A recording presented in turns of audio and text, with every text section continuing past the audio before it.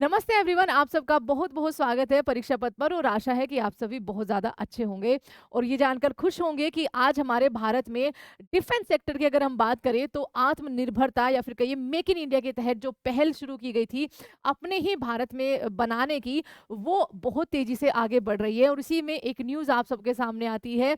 AMCA यानी कि advance medium combat aircraft 5th generation का अब भारत में बनेगा। इसके मॉडल को मंजूरी मिल गई है। तो चलिए जानते हैं कि खबर क्या है और क्या इसकी 5th जनरेशन जो एयरक्राफ्ट है इसकी खास बात होने वाली है।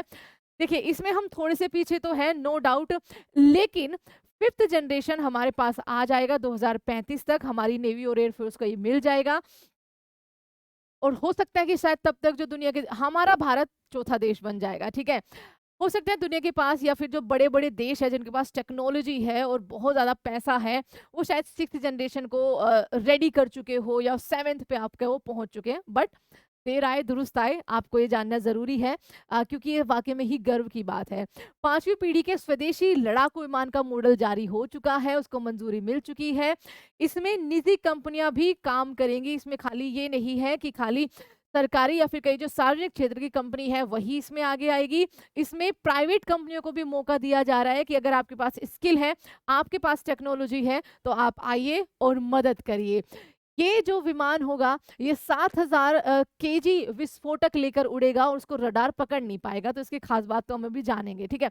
भारत में बनने वाला 5वीं पीढ़ी का लड़ाकू विमान यानी कि advance medium combat aircraft AMC आप इसको बोल सकते हो, उसके प्रोडक्शन मॉडल को मंजूरी मिल चुकी है। केंद्र सरकार ने इसकी जानकारी मंगलवार को दी है और आज हर अखबार की ये सुर्खी बना हुआ है।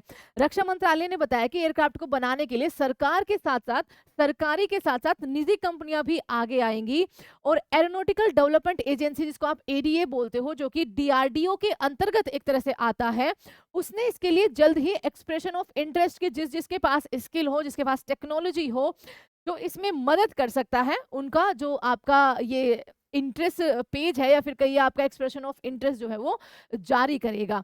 एयरक्राफ्ट बनाते ही मतलब ये खबर सुनते ही कि इसमें निजी कंपनियां भी आगे आ सकती है और ये इतना बड़ा सेक्टर है ना इकोनॉमिकली, सोचिए जो सुपर पावर है अमेरिका, उसका डिफेंस सेक्टर से इकोनॉमी में इतना बड़ा रोल है, तो ये सुनते ही ना खबर भारत के स्टॉक जो डिफेंस सेक्टर के स्पेशली वो भी छलांग मारने लगे।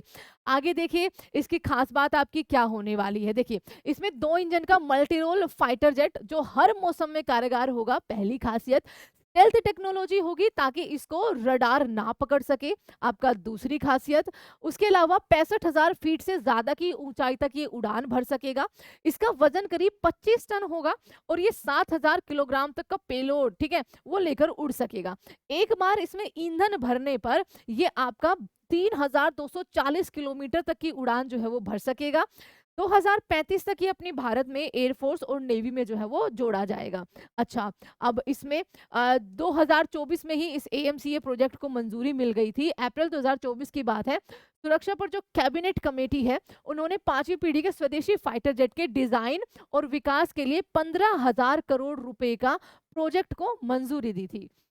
ये fighter jet advance medium combat aircraft जो है वो होने वाले हैं, जो मैंने आपको बताया ही है। और एडीए, ठीक है, जो कि डीआरडीओ के अंतर्गत आता है, इसके डिजाइन तैयार करने के लिए नोडल एजेंसी है। ओके, ये भारतीय वायुसेना के अन्य लड़ाकू विमानों से बेहतर होगा, ये बताया गया है। दुश्मन के जैसे आपका सुखोई वगैरह हो गया, ठीक है, दुश्मन के रडार से बचने के लिए हाईटेक स्टेल्थ टेक्नोलॉजी से ये लेस होगा। इंटरनेशनल लेवल पर इस्तेमाल हो रहे 5वीं पीढ़ी के अन्य स्टेल्थ लड़ाकू विमानों जैसा या उससे भी ये बेहतर साबित हो सकता है, ठीक है।